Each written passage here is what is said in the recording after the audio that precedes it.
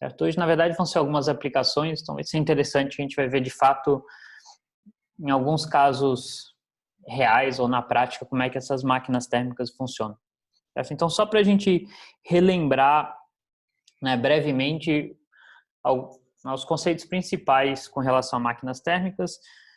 Bom, máquinas térmicas elas são constituídas de um sistema que realiza um ciclo. A ideia principal de máquinas térmicas é que elas podem operar em ciclos, certo? Então, se a gente desenhar isso num diagrama PV, né, a gente tem um sistema que vai gerando esses ciclos e a cada ciclo ele realiza uma certa quantidade de trabalho, certo? E aí, como o sistema passa por um ciclo, a variação de energia interna total do sistema ao longo do ciclo é zero.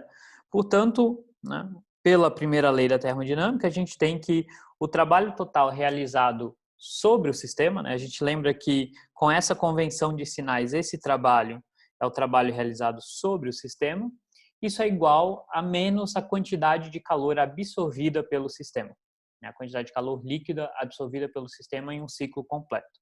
Certo? Então, se eu quiser o trabalho realizado pelo gás, certo? E não sobre o gás, isso aqui é menos W, que, portanto, é igual à quantidade de calor líquida absorvida pelo sistema. Certo? Então, isso aqui nada mais é do que a conservação de energia, né? O sistema absorveu uma quantidade de calor líquida, como ele voltou para o estado inicial, esse calor tem que ter sido liberado de alguma maneira e ele foi liberado na realização desse trabalho, né, que o gás realizou. Certo? E a gente discutiu isso na aula passada, né, a gente viu que, em geral, né, durante esse ciclo, tem uma etapa desse ciclo onde o gás absorve calor, que a gente chama de QH, absorve calor em geral de uma fonte quente e libera calor para uma fonte mais fria do que essa fonte quente que a gente chama de QC. Certo? Então, em geral, em um ciclo completo, existem essas duas fases, né? Uma de absorção de calor e outra de liberação de calor. Portanto, o calor líquido absorvido em um ciclo é quantidade de calor absorvida menos quantidade de calor liberada. E a gente coloca em módulo para não ter confusão com relação aos sinais aqui. Certo? Então, o trabalho realizado pelo gás nada mais é do que essa diferença. Esse é o calor líquido absorvido em um ciclo. E a gente lembra, a gente discutiu isso na aula passada, que é impossível, né, a segunda lei da termodinâmica nos diz que é impossível ter essa quantidade aqui igual a zero, certo? Isso é impossível. Então, o sistema, ao realizar um ciclo, ele sempre tem que liberar algum calor, certo? Então, a quantidade de trabalho realizado pelo gás sempre vai ser menor do que a quantidade de calor absorvida, né? O sistema sempre libera um pouco de calor para o meio, certo? E o rendimento, portanto, de uma máquina térmica, né, a gente viu que nada mais é do que o trabalho realizado menos, né, menos não, o trabalho realizado dividido pela quantidade de energia fornecida. Então, se você imaginar, eu forneci, sei lá, 100 joules para a minha máquina em um ciclo, né, então esse foi o calor fornecido para a máquina. Quanto de trabalho ela realizou? Então, se ela realizou 80 joules de trabalho, o seu rendimento foi 80%. Né? Você deu 100 joules, ela realizou 80 joules de trabalho. O que aconteceu com os 20 joules restantes? Bom, foram perdas, né? Através de liberação de calor para o meio e assim por diante. Então, foi uma parte da energia que foi perdida e não foi convertida em trabalho. Tá? Então, na convenção, a gente viu que a convenção do rendimento, da eficiência, é o trabalho do gás dividido pela quantidade de calor absorvida, e se eu uso essa relação aqui, eu posso reescrever ela dessa maneira mais simples. Certo? Então, na aula de hoje, a gente vai olhar em alguns casos práticos, né, de fato, como essas máquinas térmicas funcionam, a gente vai ver alguns ciclos particulares. Certo? Então, vamos ver alguns exemplos de máquinas térmicas. Então, a primeira é um ciclo bem importante, certo? Chamado de ciclo de Otto. Então, vamos fazer o seguinte exercício aqui. Vamos imaginar que, né, vocês viveram lá no final do século XIX, certo? Lá 1860 e pouco. E aí o Otto vem para vocês e fala, eu tenho essa máquina que eu consegui fazer funcionar. Na verdade, a história foi complicada até conseguirem fazer uma máquina funcionar por esse ciclo que a gente vai ver daqui a pouco. Mas imagina que, né, o Otto vem para vocês e fala, eu consegui fazer essa máquina funcionar dessa maneira, certo?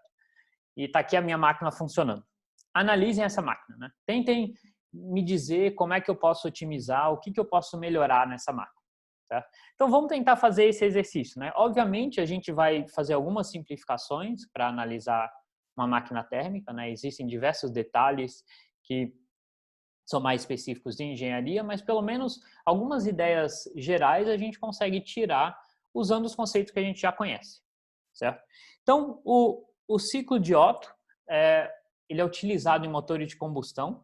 Obviamente, hoje em dia, né, existem, isso foi desenvolvido enormemente, então existem diversas modificações desse ciclo, certo? Mas vamos olhar para a versão mais simples desse ciclo. Certo? Então, em vez de, né, eu tenho um desenho aqui das etapas do ciclo, certo?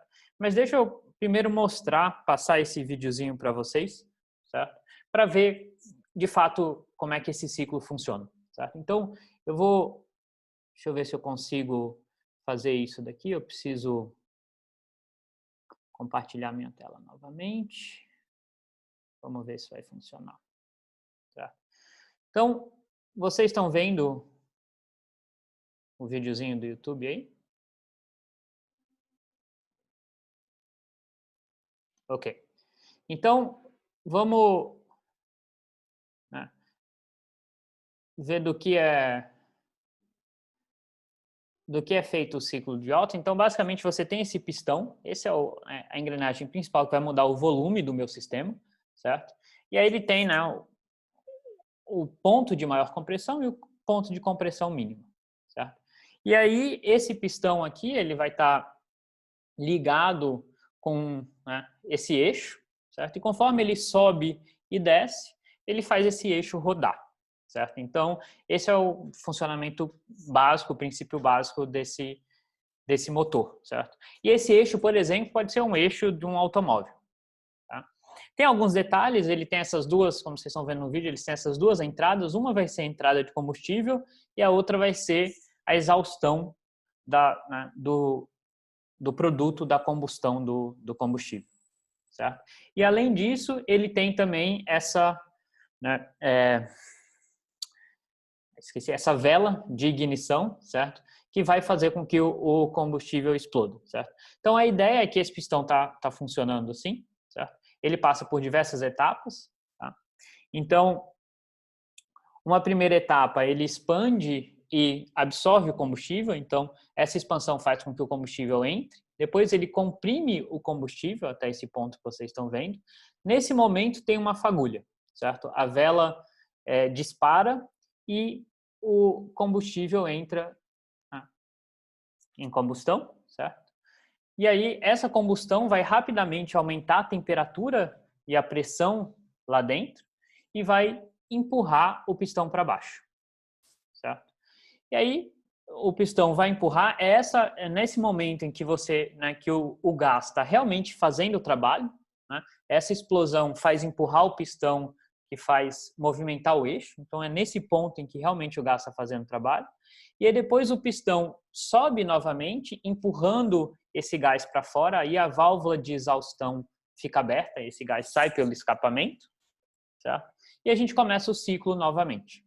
Certo? E aí isso se repete indefinidamente e faz esse eixo rodar. Tá?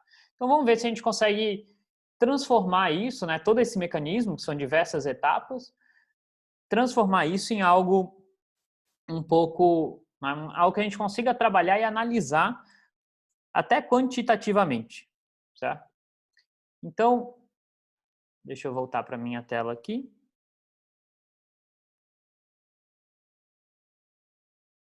Só um instante. Ok.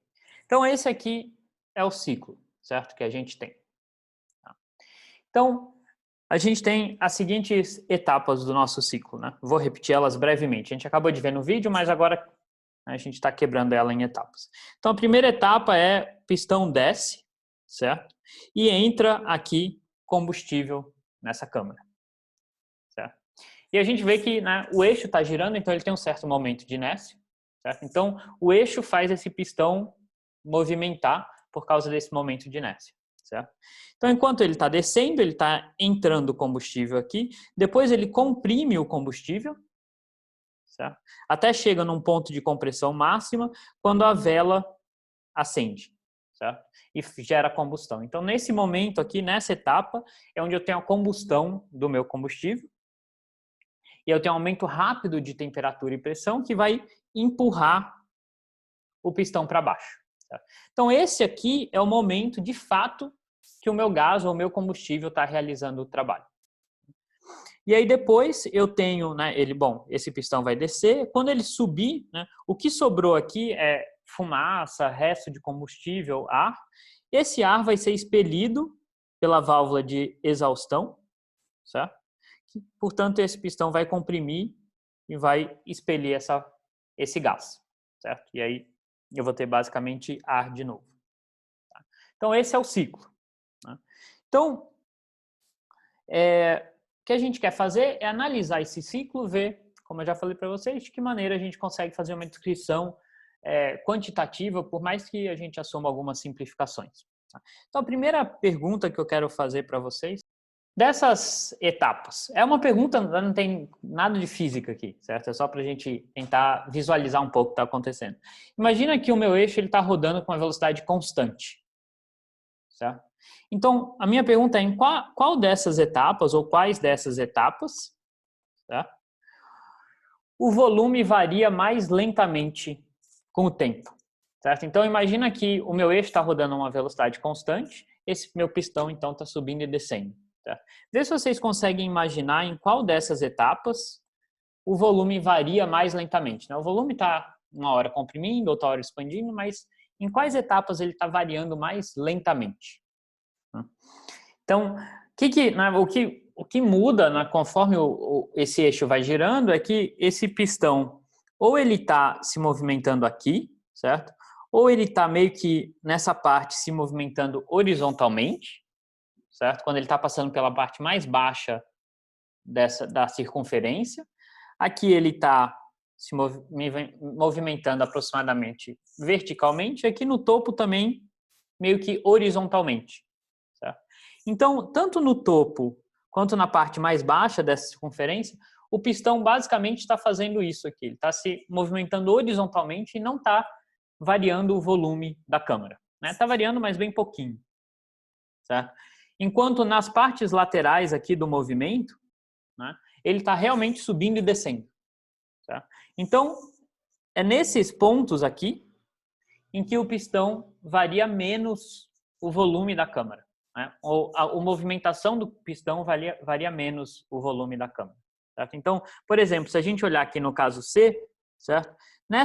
Nesse caso aqui, o pistão vai se deslocar nessa direção, basicamente, né? Tangencialmente, pelo menos nessa direção, o volume vai ficar basicamente parado. Né? O que o pistão vai fazer é isso daqui. Depois, quando o pistão começar a descer, certo? Que seria essa parte aqui, ele começa realmente a movimentar mais a câmera, certo? Então, isso aqui vai ser um pouco útil para a gente analisar, mas é só para a gente visualizar que nos casos C e D, ou seja, quando o pistão está em cima ou está embaixo, é que eu tenho a menor variação de volume da câmera. Por que isso vai ser importante? Porque a gente vai usar, né, uma aproximação em que nessas regiões do meu movimento o volume é aproximadamente constante. Então, eu vou ter um processo isocórico nessas regiões. Certo? Então, vamos lá, vamos fazer essa análise. Certo? Vamos tentar desenhar esse diagrama PV, etapa a etapa. Obviamente, né, entram algumas hipóteses, né, algumas análises aqui que nem sempre são triviais. Né? A gente vai fazer algumas simplificações, por exemplo, em alguns casos. Certo? Então, a primeira etapa é essa daqui. Certo? O que está acontecendo? O meu pistão está descendo, certo? Então, a minha câmera está crescendo, né? O volume está aumentando, então meu volume está aumentando, eu já sei que direção que eu vou caminhar nesse diagrama PV, e eu tenho que analisar o que está acontecendo com a pressão. Ela está caindo com o volume, aumentando com o volume, o que está acontecendo? Né? Bom, o que eu vejo é que essa válvula aqui está aberta, certo? É a válvula onde vai entrar combustível e ar, certo? Então, basicamente, a pressão, né? Se eu vou aumentando esse volume, esse combustível e esse ar vão entrando e vão mantendo a pressão constante, certo? A pressão que vai estar aqui dentro o tempo inteiro vai ser igual à pressão aqui de fora, vai ser uma pressão constante. Tá? Então, essa vai ser uma expansão à pressão constante. Essa é a primeira etapa desse ciclo, certo? Então, a primeira etapa vai ser essa expansão a volume constante. E é nessa etapa em que o combustível é injetado junto com o ar, certo? Então, o pistão chegou lá embaixo e aí ele vai começar a ser comprimido agora, certo? E agora a gente vai assumir que o nosso sistema é bem isolado, certo? Então, durante essa compressão, ele não perde muito calor para o meio externo, certo? Então, eu vou ter aqui uma compressão adiabática. Essa vai ser a segunda fase do meu sistema. Ups. Tá? Então, primeira fase, o pistão desce, né? O volume aumenta, a pressão constante, é onde entra ar e gasolina. A segunda fase é esse ar e essa gasolina vão ser comprimidos. E vai ser, obviamente, essa compressão vai ser bom, vai aumentar a pressão, porque quando acontecer a combustão, ela acontece de maneira muito rápida, né? Como o combustível está todo apertadinho lá, isso vai acontecer de uma maneira muito rápida e eficiente. Certo? Se eu acendesse a vela com combustível, né, expandido, talvez uma parte queimasse primeiro, isso teria que se propagar, não seria tão eficiente assim. Então, é bom que a vela acenda quando o combustível estiver comprimido, certo? Então, ao final dessa etapa aqui, certo? É essa etapa aqui, certo? Então, no final da compressão, eu chego nesse ponto, o ponto de compressão máxima, certo? E aí o que acontece? Bom, vai acontecer uma ignição, certo? A vela vai acender e vai explodir o combustível. E a gente vê que isso acontece justamente no momento em que o pistão está passando por aquela fase em que ele está meio que se movimentando horizontalmente. Então, o volume é aproximadamente constante. Isso acontece de uma maneira bem rápida também, certo? Então, de maneira aproximada, a gente vai ter aqui um processo a volume constante, certo? Que é quando acontece a ignição. E aqui, né, que calor é injetado no sistema, certo? Então, naqueles nossos esquemas de uma máquina térmica, é aqui que a gente tem calor sendo injetado. Então, aqui que o QH entra. Né? Da onde vem esse calor? Vem da combustão desse combustível. Certo? Então, essa aqui é justamente essa etapa, quando acontece a combustão. A próxima etapa vai ser a expansão, agora realmente que o meu gás faz o trabalho, certo? E essa expansão, a gente também vai assumir que ela é rápida, ela é relativamente isolada, então ela vai ser uma expansão adiabática. Certo? Então, a gente tem essa etapa aqui, certo? E aí agora a gente vai ter uma fase de expansão adiabática. Tá? Que é quando o pistão está descendo, está realizando o trabalho. E aí, quando ele chega lá embaixo, né, quando tem uma expansão máxima, eu de novo passo por aquela fase onde o meu pistão, né, se move horizontalmente, então meu volume varia menos, tá? Então o volume é aproximadamente constante. E aí eu tenho uma liberação de calor. Eu vi que eu tenho um problema aqui no meu desenho, deixa eu fazer ele todo aqui. Tá? Então, nessa parte aqui, né, quando o meu pistão está se deslocando horizontalmente, eu tenho um processo também a volume aproximadamente constante, onde o meu gás vai perder calor para o meio. Certo? Então, obviamente, isso são idealizações, né? Esses processos, né, a perda de calor acontece também durante a expansão e a compressão, mas isso acontece de maneira mais rápida, então a gente pode aproximar que as trocas de calor nesses instantes são menores.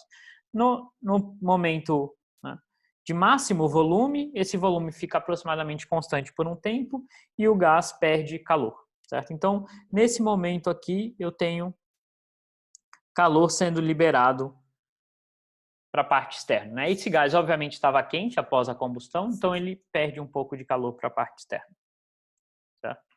Então, no final dessa etapa aqui, a gente completa esse ciclo, certo? Mas ainda tem, né? A gente não voltou para o estágio inicial. Por quê? O que a gente tem aqui no nosso gás, no nosso sistema, é um resto da combustão, certo? Então, é fumaça, é resto de combustível. E a gente tem que eliminar isso do sistema para restaurar ele ao estágio inicial, certo? Então, para isso, a gente faz uma outra etapa, certo? Onde esse pistão ele pressiona agora esse resto de combustão para cima com essa válvula aberta. Então, nessa etapa, a combustão, né, o resto da combustão é expelido, que acaba saindo pelo escapamento do carro, certo? Então, essa última etapa aqui de compressão, também ela acontece a pressão constante, porque isso aqui está aberto, certo? Então, o que ela vai fazer é comprimir o meu gás até o volume inicial, o volume mínimo, né? Comprimir e expelir esse gás. Tá? E aí a gente volta para o ciclo. Eu cheguei aqui, aí de novo eu volto para esse ciclo, onde agora eu expando, recebendo combustível, tá? E passo pelo ciclo todo de novo. Tá?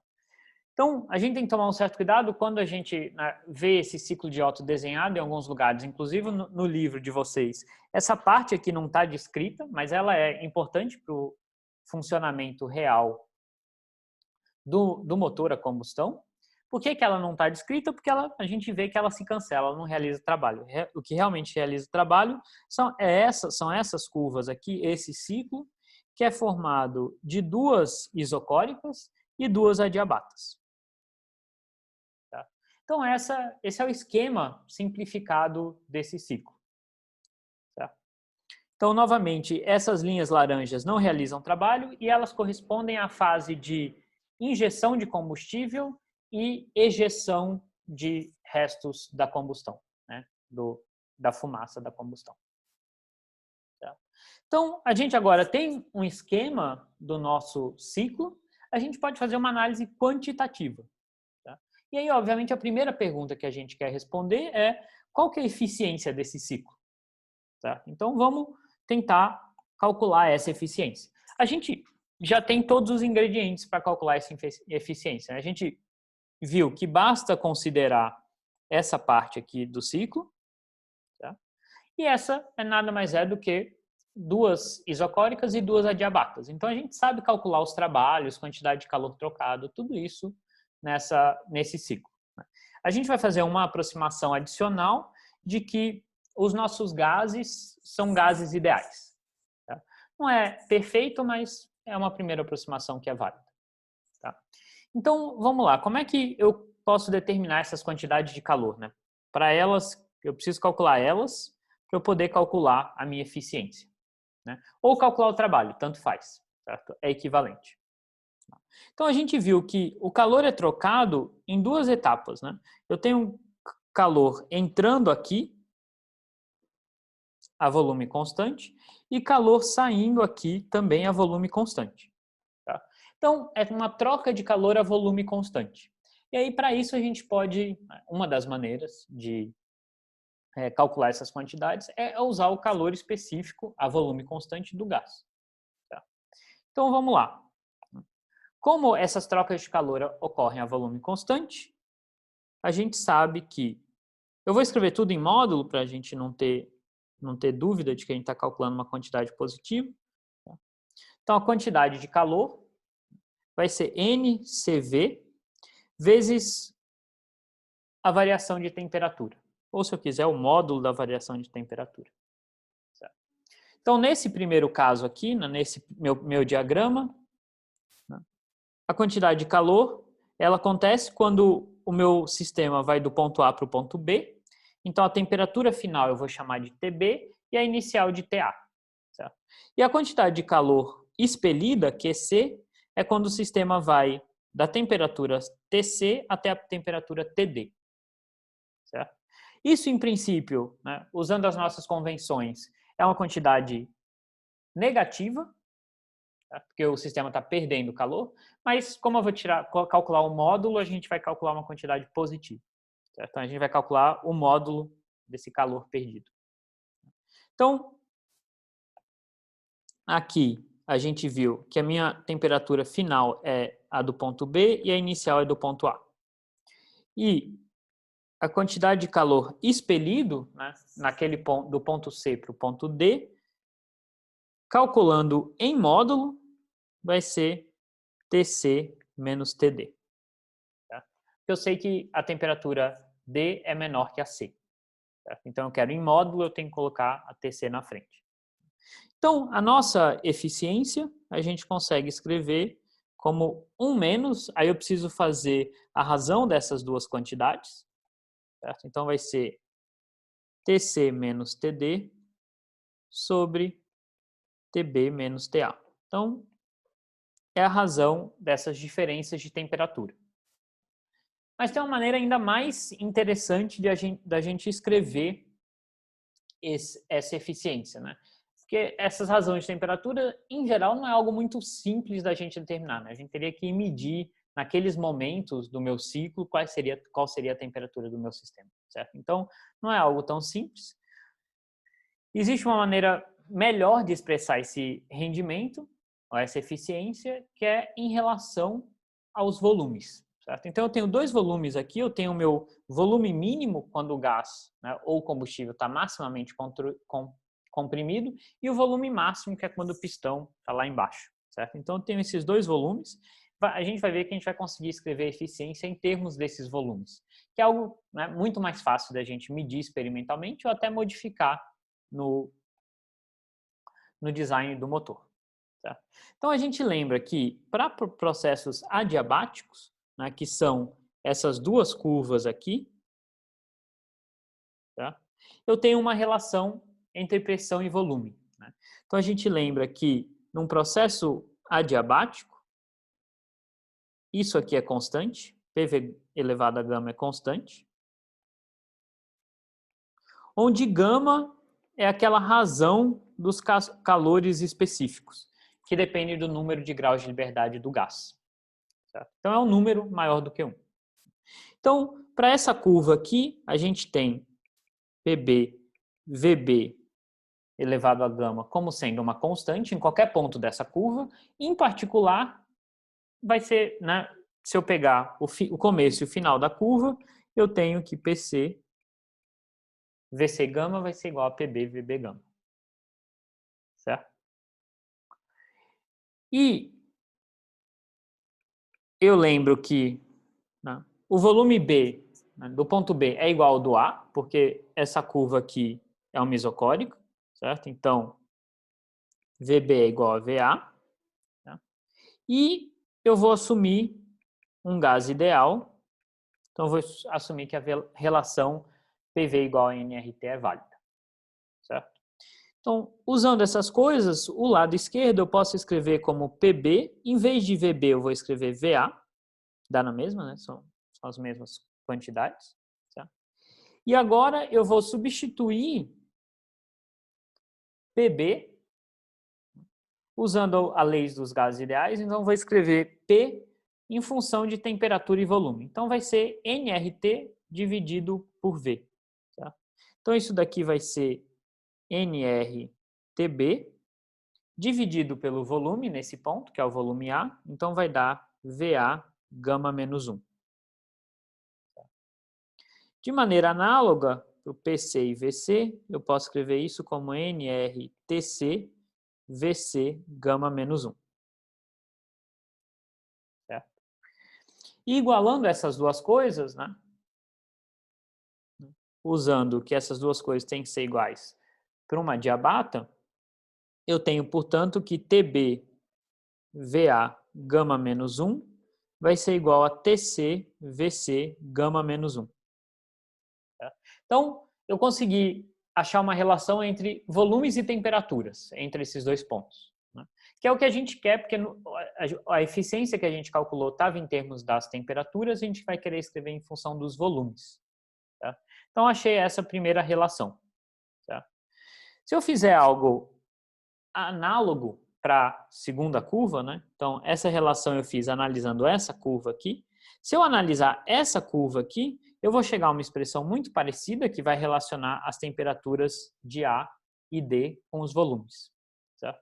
Então, se eu fizer algo análogo para a segunda curva, eu vou achar essa expressão aqui. E aí eu lembro, né, que o volume de D é igual ao volume de C. Então, aqui eu vou poder substituir o volume VC.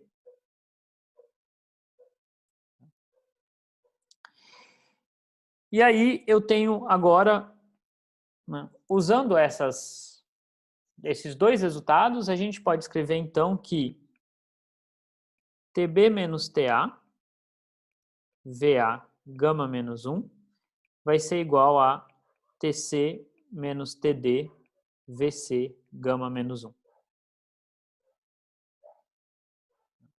Então, o que eu fiz basicamente foi pegar essa expressão aqui e subtrair da expressão anterior que a gente tinha achado.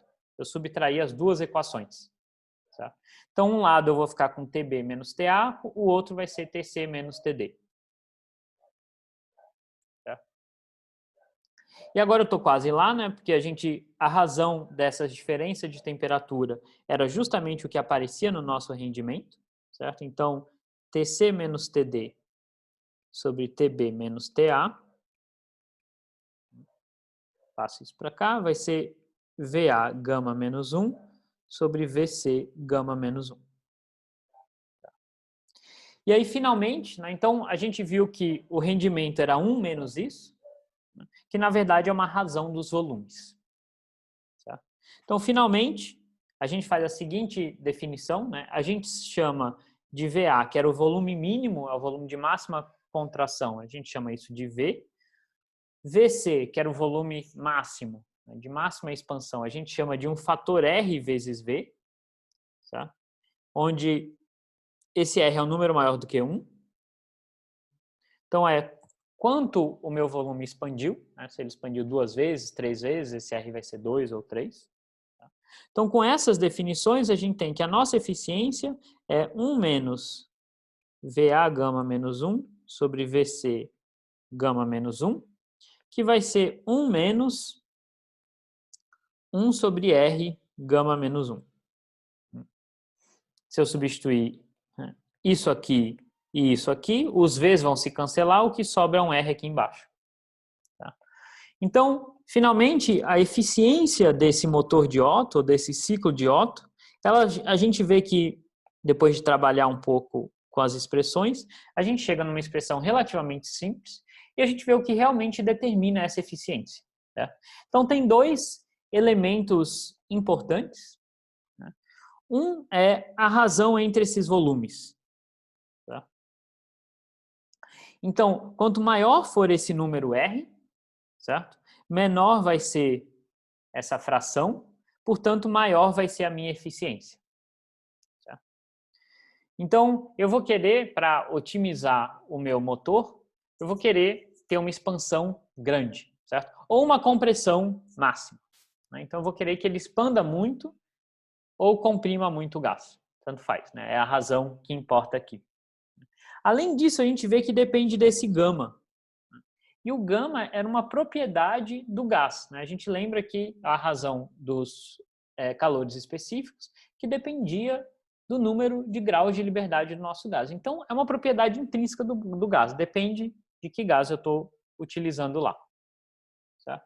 Então, são essas coisas que dependem, são dessas coisas que dependem a eficiência da minha máquina térmica. Certo? Então, agora eu faço a seguinte pergunta para vocês. Certo? Não é uma pergunta super simples, eu vou dar 1 ou 2 minutinhos, porque vocês vão ter que fazer uma continha. Certo? Mas a pergunta é a seguinte, então imagina que o Otto chegou para vocês e falou, esse o meu motor, ele funciona assim, eu quero que vocês otimizem esse motor, ou melhorem o rendimento do meu motor. Então imagina que Inicialmente, ele está usando o ar para fazer essa combustão, e o ar é basicamente nitrogênio e oxigênio, então tem um valor gama de 1,4. E o motor que o Otto construiu, né, ele comprime 4 vezes ou expande 4 vezes, certo? Então, a razão entre o volume máximo e mínimo é 4, certo? R igual a 4. E aí ele pergunta para você, o que é melhor para eu fazer para o meu motor? Eu tenho duas opções. Eu posso duplicar o volume da minha câmara, certo? Então, imagina que o pistão está se deslocando aqui dentro dessa câmara, eu vou dobrar o volume dessa câmara, certo? Ou eu vou mudar o gás que eu estou utilizando, que em muitos casos não é algo simples, mas em vez de utilizar ar, eu vou injetar hélio. E ele pergunta para vocês o que é mais fácil de ser feito. Certo? Não que é mais fácil, mas o que é mais eficiente? O que vai melhorar o meu motor? Né? A opção melhorar mais o meu motor, a opção A ou a opção B? Então tentem fazer essa continha, eu vou dar alguns minutinhos para vocês. Tá? Veja se vocês conseguem determinar qual seria a melhor opção. Se vocês realmente tivessem esse problema para resolver, qual seria a melhor opção que vocês sugeririam? Bom, então, como é que a gente resolve esse problema? Bom, a gente não tem jeito, a gente tem que calcular, certo, a eficiência nos dois casos. Tá? Então, no caso A, eu estou assumindo, eu deixei isso implícito, mas eu estou assumindo que o meu volume mínimo é o mesmo. E o meu volume máximo, eu vou chamar de um V0, ele é o dobro do volume original, certo? Então, meu pistão ele ainda chega na compressão mínima, na compressão máxima, ele atinge 2 vezes o volume, né, máximo original, certo? Que era 2 vezes RV0. Certo? Então, efetivamente, né, o que isso significa? Que o nosso R, ele duplica, ele vai de 4 para 8. Certo? Então, o meu volume máximo duplicou, o meu R duplicou. Certo? Então, eu teria que calcular a eficiência mantendo o meu gás, certo? Então, com o mesmo gama, mas agora com R maior. Se eu fizer isso, né, com R igual a 8, isso vai dar aproximadamente 0,56. Então, tem um rendimento de 56% do meu motor. Ou seja, o que é, no caso prático, esse rendimento? Né? Significa que o quanto de gasolina que eu consumi, certo? Ou quanto de energia que a combustão da gasolina liberou, o quanto isso foi convertido em trabalho, e nesse caso o trabalho é realmente empurrar o carro, certo? Dar energia cinética para o carro. E é 56%, certo? A gente está vendo aqui. Tá? Um motor a combustão real ele tem um rendimento um pouco menor, na verdade, ordem de 40%. Tá? Então, essa seria a opção A. A opção B seria simplesmente trocar o gás, certo? Então, o meu R não muda e o meu gama, em vez de ser o gama do nitrogênio, que é 1,4, ele é o gama do gás hélio. E a gente tem que pensar, bom, se eu estou trocando gás, esse gama pode mudar, certo? E aí o gás hélio, a gente lembra, né, que é um gás monoatômico, né, o hélio é um gás ideal, ele é um gás monoatômico, então ele só tem 3 graus de liberdade, certo? Então, o gama do hélio é, né, Cp sobre Cv, e a gente lembra que Cp é Cv mais R, e o CV, nesse caso, como eu só tenho 3 graus de liberdade, é 3 meios. Certo? 3 meios de R, na verdade. Né? Então, isso daqui vai me dar 5 terços. Certo? Aproximadamente 1,66. Tá? Então, o primeiro passo é determinar qual é o gama do hélio. Certo? No caso do hélio, é o caso mais simples, um gás monoatômico. Né? Realmente, eu só tenho 3 graus de liberdade. Então, é 5 meios dividido por 3 meios, né? O gama dele. E aí, se eu substituo isso na minha eficiência, dá uma eficiência um pouquinho maior, de 0,6, 60%. Tá? Então, realmente, a melhor opção seria trocar o gás. Graficamente, né, a gente tem essa figura aqui, certo? Não é uma figura em escala, nem nada disso, mas só para a gente ter uma ideia do comportamento. Então, conforme eu vou aumentando esse R, eu vou aumentando a minha eficiência, mas se eu tenho um gama maior, essa eficiência cresce mais rápido. Tá? Então, no nosso exemplo, a gente estava comparando, né, trocar do gás de nitrogênio para o gás hélio, então eu chego nessa eficiência aqui no caso do gás hélio, 0,6, contra simplesmente duplicar o volume, certo? Que aí eu chegaria nessa eficiência aqui, que é um pouco menor do que a outra. Então, de fato, a curva azul aqui é melhor trocar o gás do que duplicar o volume nesse caso. Só que tem, né, algumas limitações importantes. Bom, primeiro que a gente poderia pensar, bom, então por que a gente não constrói, né? Obviamente a gente não quer construir uma câmara maior e maior e maior, porque isso vai tomar espaço, mas a gente pode pensar, por que eu não comprimo, então, o máximo possível, né? Porque o R é a razão entre o volume máximo e o mínimo. Então, se eu diminuir o mínimo bastante, o R também aumenta. Certo? Então, por que eu não comprimo o máximo possível o meu combustível?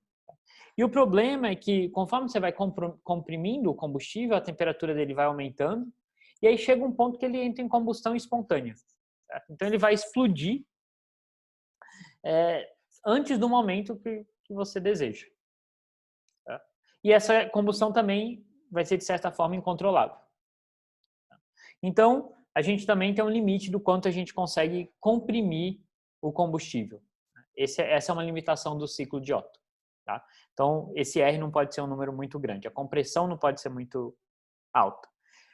E aí, a outra opção, né, que seria trocar o gás, isso na prática é muito difícil de ser feito. Né? Realmente, se a gente estiver pensando numa aplicação, por exemplo, num motor de um carro. Né? Não tem como eu ter armazenar hélio, né, e carregar gás de hélio para aumentar a eficiência do meu carro. Né? É muito, muito mais fácil e barato eu usar ar, que está disponível aí, certo? Então, também eu tenho essa outra limitação. Não tem muito jeito, não tem muitas maneiras, né, nesse contexto, né, de um motor de automóvel, de melhorar muito a eficiência usando esses truques. Tá? Mas existe um outro ciclo que é bem importante também, que é chamado de ciclo de diesel, que ele é muito, muito parecido com o ciclo de Otto, então a gente, né, vai basicamente transpor os resultados que a gente tem do ciclo de Otto, mas ele tem uma diferençazinha importante, que justamente permite que ele comprima mais o combustível. Tá? Então, se vocês lembrarem o ciclo de Otto, né, a primeira etapa é quando o pistão desce e o combustível entra, depois o combustível é comprimido até um volume mínimo, e aí a vela dispara e coloca o combustível em combustão. E o problema, como eu acabei de falar para vocês, é que a gente não pode comprimir muito esse combustível, senão ele explode. Mas o ciclo de diesel faz algo um pouco mais esperto, que é o seguinte. Primeiro, ele usa outro tipo de combustível, que é justamente o combustível diesel em vez da gasolina. Tá? E a ideia é que você não vai comprimir o combustível, você vai comprimir ar. E aí, nesse momento de compressão máxima, e como você está comprimindo o ar, você pode comprimir o quanto você quiser, que ele não vai entrar em combustão. Nesse momento de compressão máxima, que o ar vai estar bem quente, você joga o combustível lá. Você joga o diesel na forma de aerosol, e quando ele entra em contato com esse ar quente, ele entra em combustão. Então, não precisa de vela para gerar ignição, e o combustível só é injetado depois que a compressão acontece. Certo? Então, ele é injetado e entra em combustão ao mesmo tempo. Então, essa é a ideia do ciclo diesel. Tá? Então, ele é basicamente idêntico ao ciclo de Otto. A grande diferença é que nessas primeiras etapas, o que você tem é só ar, você não tem combustível. Tá? Então, primeiro o ar entra aqui, depois o ar é comprimido. No momento de compressão máxima, o combustível entra, né? Então você injeta combustível aqui, não tem a vela, você injeta o combustível, e ao entrar em contato com esse ar quente, o combustível entra em combustão, certo? E aí essa combustão empurra o pistão para baixo, o pistão depois sobe para jogar o resto, né, a fumaça que sobrou, depois ele desce de novo para trazer o ar. Tá? Então, a grande diferença aqui é que esse processo de combustão, tá, ele acontece enquanto você está jogando o combustível, certo? Então, o combustível ele está entrando lá uma pressão constante. Então, na verdade, essa fase de combustão ocorre não a volume constante, mas a pressão constante. Você vai jogando o combustível lá e essa injeção de combustível é que gera a combustão e, portanto, a entrada de calor no sistema. Tá? Então, a grande diferença do ciclo de diesel para o de Otto é essa parte aqui, que em vez de ser a volume constante, é a pressão constante. Tem diversos problemas, né, esse motor, por que a gente não só usa esse motor? Tá? No finalzinho eu comento um pouquinho, tá? Ele tem algumas desvantagens, apesar de ele permitir uma compressão muito maior, porque agora eu estou comprimindo o ar, então o ar não vai entrar em combustão, ele tem alguns outros problemas. Então, eu não vou refazer as contas, né? A gente poderia fazer as contas da eficiência, tá? É um pouquinho mais complicado, né? Mas eu tenho todas as etapas aqui, eu poderia calcular tudo isso etapa a etapa, certo? Bom, a eficiência, obviamente, é definida da mesma maneira que antes, só que agora a gente tem as seguintes modificações, né? A quantidade de calor que entra no sistema, ela não entra mais a volume constante, mas sim a pressão constante. Então, ela vai ser dada pelo coeficiente, ou calor específico à pressão constante. E a quantidade, desculpa, essa quantidade de calor quente, e a quantidade de calor expelida continua sendo a volume constante. E a gente poderia fazer todas essas contas com essa modificação, né? Basicamente a gente tem essa modificação aqui, só que a gente tem agora 3 volumes, não são só mais 2, não é o máximo e o mínimo, né? Tem 3 volumes, né? O volume do começo da injeção do combustível até a parte final. E aí, se eu fizesse essas contas, a gente ia chegar numa expressão que é um pouquinho mais complicada, tá? Mas é dada por essa eficiência aqui. Certo? Então, agora eu tenho duas razões. Eu tenho as razões do volume intermediário, que era aquele volume B, e o volume máximo, e o volume máximo e o volume mínimo. Certo? Então, eu tenho um R médio e o R, que seria o equivalente do R do ciclo de Otto, que é o volume máximo dividido pelo volume mínimo. E aí eu chegaria nessa expressão aqui. Que dá para mostrar, é mais eficiente do que no caso de Otto. Eu também posso ter esses R's menores, certo? Então, eu posso aumentar a eficiência, só que ele tem um problema, o motor a diesel tem um problema que esse processo de injeção de combustível, ele gera uma combustão que não é tão uniforme, não é tão controlada. Então, ela vai acontecendo, né, de maneira intermitente, e, portanto, o movimento do pistão ele não é tão fluido quanto no caso do ciclo de Otto, do motor a gasolina. Tá? Então, em geral, o motor diesel ele é mais barulhento e provoca mais vibração. Então, você precisa construir um motor maior, mais pesado, que aguente essas vibrações. Tá? Então, com relação a fazer um motor mais leve, né, o ciclo de Otto tem essa vantagem. Certo? Ele vibra menos, faz menos barulho, então ele, né, precisa de uma carcaça mais leve. Né? Então não adianta nada eu gerar, né, ter um motor que é mais eficiente, mas se eu estou pensando em um automóvel, né, eu tenho um motor que é mais eficiente, mas para evitar que ele vibre, eu tenho que colocar uma carcaça pesada em torno dele e ele vai ter que carregar essa carcaça, então eu perco daí em eficiência no final das contas. Certo? Então essa é a desvantagem do ciclo diesel. Tá? Mas, em princípio, ele poderia ser mais eficiente que o de Otto. E agora, só para a gente encerrar os tópicos dessa aula, a gente vai discutir também o que acontece se eu inverto uma máquina térmica. Certo? Então, é justamente o caso de aquecedores e refrigeradores. Então, a gente lembra que, eu discuti isso na aula passada, que a segunda lei da termodinâmica, apesar de ela falar, né, do jeito que ela foi apresentada para vocês, ela fala que eu não posso converter 100% o calor absorvido em trabalho. A minha máquina térmica sempre desperdiça um pouco desse calor e joga ele para fora, né? É o QC que a gente vem trabalhando até então. Então, eu nunca posso ter QC igual a zero, né? Sempre parte desse calor é convertido em trabalho e parte é desperdiçado.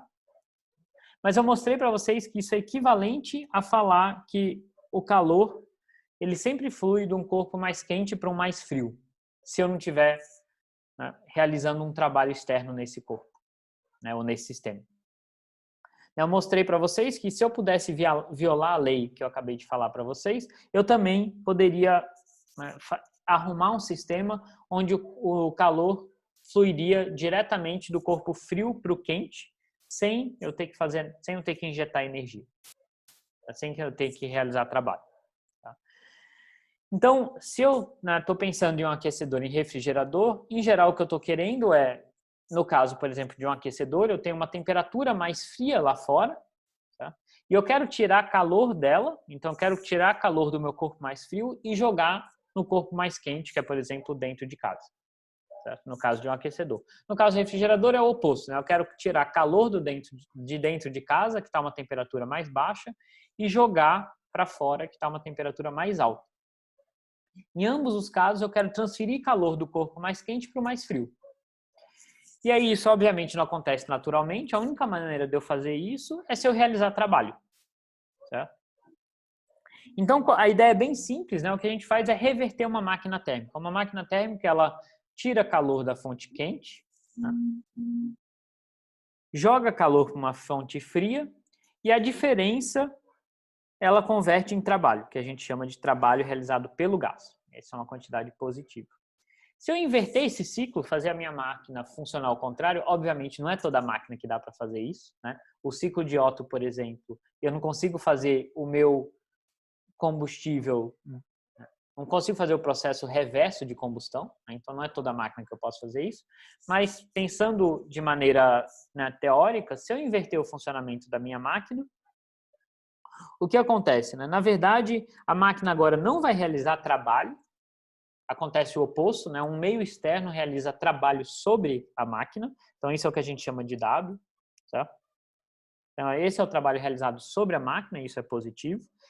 E como consequência, o que acontece é que, na verdade, o calor da fonte fria entra e é expelido para uma fonte quente. Então, faz justamente esse serviço, né? A gente realiza trabalho, então a gente gasta energia externa, tá?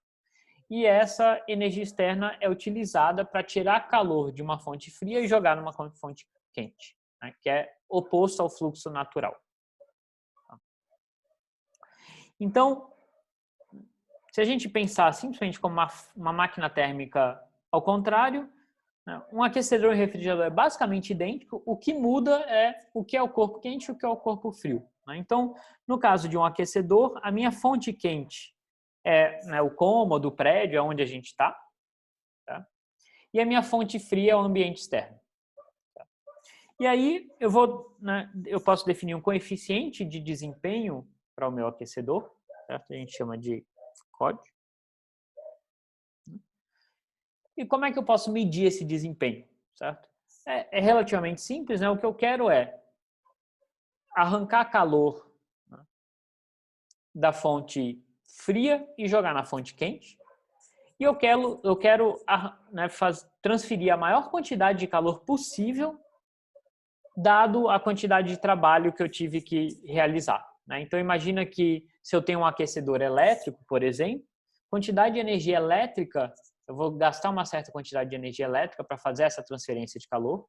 Então, o meu aquecedor ele vai ser o mais eficiente se ele transferir mais calor com a mesma quantidade de energia elétrica.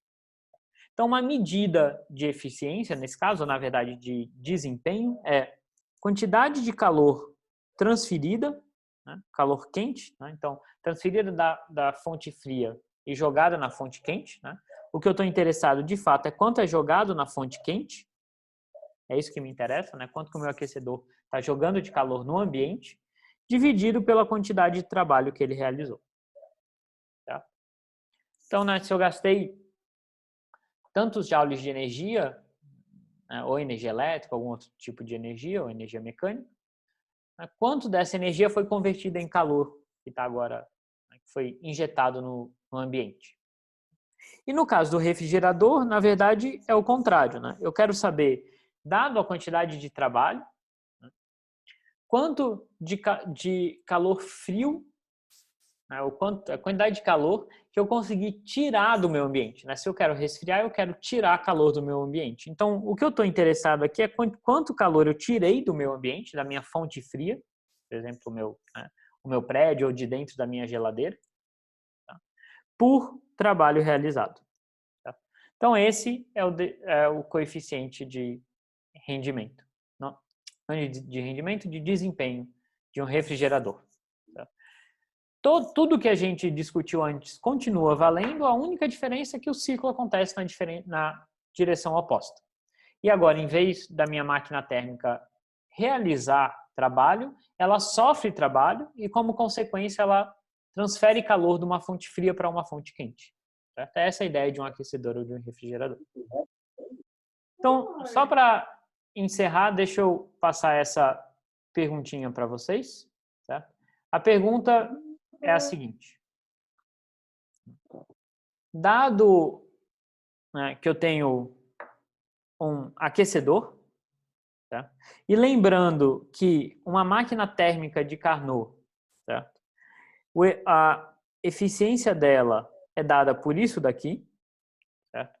1 menos a razão entre a temperatura da minha fonte fria e a temperatura da minha fonte quente. E essa a gente viu é a maior eficiência possível para uma máquina térmica. Eu quero que vocês determinem o seguinte: qual é esse coeficiente de desempenho máximo para um aquecedor? Certo? Então, imagina, né? O máximo vai ser quando esse aquecedor justamente realizar o ciclo de Carnot. Esse seria o caso ideal. Certo? Então, se ele realizar o ciclo de Carnot, qual que seria o coeficiente de desempenho? Certo? Então, não é a eficiência, é um pouquinho diferente, é esse coeficiente de desempenho. Qual que seria esse coeficiente de desempenho máximo? Veja se vocês conseguem calcular isso. Então, vou dar mais... Essa é uma continha fácil, né? Mais alguns minutinhos para... Bom, então, como é que a gente analisa esse problema? Né? Bom, a gente tem que começar pela definição, né, desse coeficiente de desempenho para um aquecedor. Certo? Então, é dado por essa razão entre o calor injetado no corpo quente ou na fonte quente dividido pelo trabalho externo realizado. E aí eu vou assumir, né, que o melhor aquecedor possível, de novo, é um que segue o ciclo de Carnot, porque é o que a máquina térmica tem maior eficiência. Então, eu sei que em um ciclo a variação de energia interna é zero, então o trabalho realizado, e agora é o trabalho realizado sobre, né, a minha máquina térmica, então é a energia consumida pela minha máquina térmica, mais a variação de calor é zero. Tá? E aí eu sei que no meu ciclo, essa variação de calor vai ser, né, menos o calor liberado para a fonte quente em módulo, né? Então a fonte quente ela contribui com sinal negativo agora, né, porque é o calor liberado para a fonte quente, então esse QH é o calor perdido pelo meu gás, né, ou pelo meu sistema, então ele entra com sinal negativo, e o calor que vem da fonte fria é o calor absorvido, tá? Que tem um sinal positivo. Então o trabalho realizado sobre o gás é justamente essa diferença de calor, certo? Em módulo. Tá? E agora a gente tem que, de novo, né, chamar atenção para isso, eu estou repetindo várias vezes, mas é comum vocês errarem, que esse trabalho é um pouco diferente, né? Ele é o oposto do trabalho que a gente vinha discutindo até então. Né? Até então a gente estava interessado no trabalho que a máquina realiza. Esse aqui é o trabalho que é realizado sobre a máquina, ou seja, quanto a máquina consome de energia. Tá? Quanto de trabalho tem que ser realizado sobre a máquina. Né? Novamente, é só uma questão de sinal, de diferença de sinal. Então, vamos lá. Para eu calcular o meu coeficiente de desempenho, eu pego o módulo calor dividido pelo trabalho, certo? Que é isso daqui. Então, eu posso escrever como 1 sobre, né, eu divido em cima e embaixo por QH, então fica 1 menos QC sobre QH, E aí eu lembro que, no caso do ciclo de Carnot, essa razão é justamente a razão entre as temperaturas. Tá? Então, substituo isso aqui. Esse QC sobre CH vai ser TC sobre TH. E aí, finalmente, o meu coeficiente de desempenho, então, vai ser temperatura do corpo quente dividido pela diferença de temperatura. Então, esse seria, né, o coeficiente de desempenho ideal. Então, isso encerra os tópicos da aula de hoje.